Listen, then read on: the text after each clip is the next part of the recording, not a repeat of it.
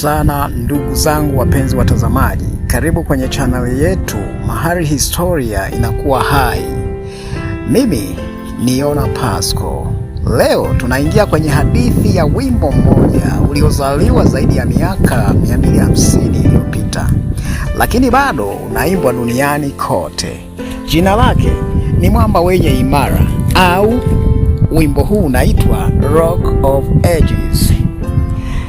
Je, umewahi kujiuliza wimbo huu ulitokaje? Uliandikwa katikati ya dhoruba kubwa, wakati mwandishi wake alipojificha ndani ya mwamba akiomba.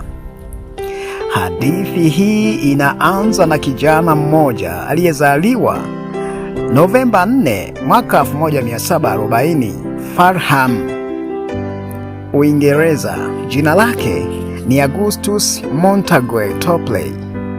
Hakuna aliyejua kwamba atamfundisha kitu kitakachobadilisha muziki wa Kikristo milele.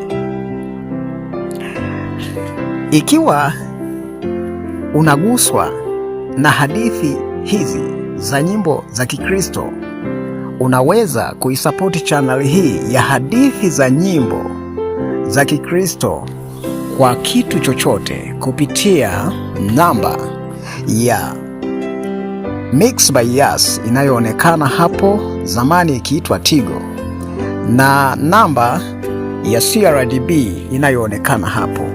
Zote zinakwenda kwa majina ya Yona Pasco. Asante, karibu tena sehemu inayofuata. Usikose na usisahau kusubscribe, kulike na kubonyeza alama ya kengele ili ninapoweka sehemu inayofuata ya pili uweze kuendelea na kisa hiki. Na kisa hiki kina sehemu 5. Karibu sana.